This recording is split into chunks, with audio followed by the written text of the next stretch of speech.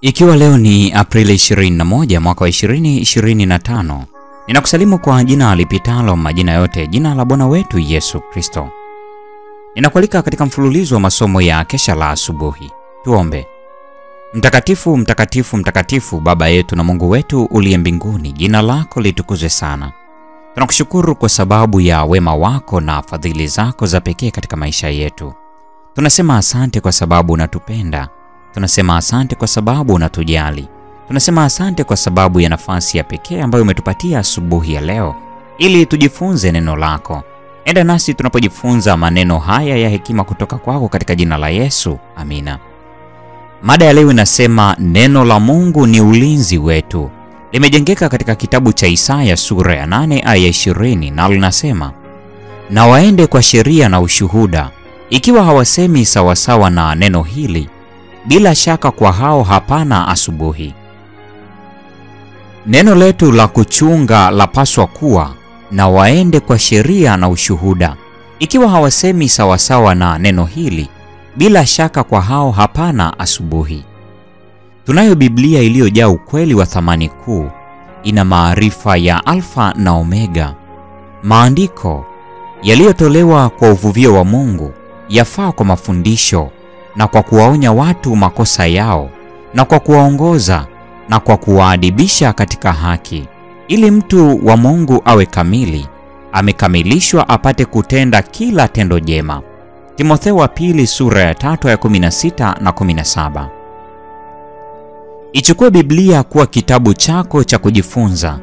Wote wanaweza kuelewa maagizo yake. Yesu anawaita watu wake kuliamini na kuliishi neno lake. Wale wanaolipokea na kulichukua neno hili, wakilifanya kuwa sehemu ya kila utendaji wao, ya kila sifa ya tabia, watazidi kuimarika katika nguvu ya Mungu. Itaonekana kuwa imani yao ni ya asili ya mbinguni. Hawataweza kutangatanga katika njia za ajabu. Akili zao hazitageukia dini ya hisia na msisimko. Mbele ya malaika na mbele ya wanadamu, watasimama kama wale walio na tabia za Kikristo zilizo imara na thabiti. Katika chetezo cha dhahabu cha ukweli, kama ilivyowasilishwa katika mafundisho ya Yesu, tunacho kile ambacho kitasadikisha na kuongoa roho. Hubiri katika usahili wa Yesu kweli ambazo alikuja hapa duniani ili kuzihubiri, na kisha nguvu ya ujumbe wako itawafanya watu kuihisi. Usitetee nadharia na kanuni ambazo kamwe Yesu hakuzitaja na ambazo hazina msingi katika Biblia. Tunazo kweli kuu na zenye thamani kwa ajili ya watu.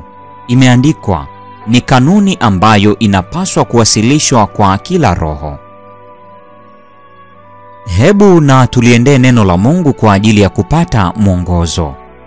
Hebu na tutafute kupata. Bwana asema hivi: tumechoshwa na mbinu za wanadamu.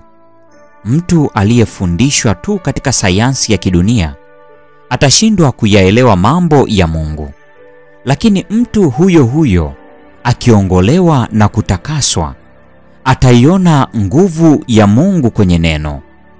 Ni akili na moyo tu uliosafishwa kwa utakaso wa Roho unaoweza kutambua mambo ya mbinguni. Katika jina la Bwana ninawataka muamke na kutekeleza majukumu yenu.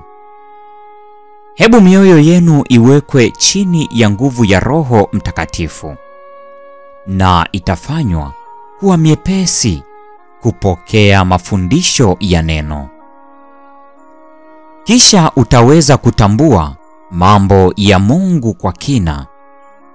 Hebu na awalete watu wake chini ya mguso wa kina wa Roho wake. Hebu na awaamshe ili waone hatari yao na kujiandaa kwa kile kinachoijia dunia. Gospel Workers ukurasa wa 309 na ukurasa wa 310. Maswali yanapoibuka ambayo hatuyaelewi, hebu na tuulize, je, yasemaje maandiko?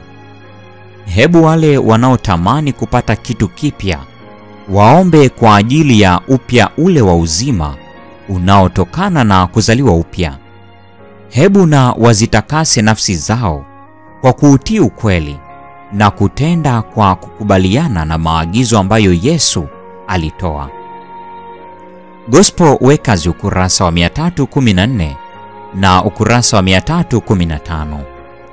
Mpendwa mfuatiliaji wa mfululizo wa masomo haya ya Kesha la Asubuhi, hii ni Aprili 21, mada ya leo ikisema neno la Mungu ni ulinzi wetu.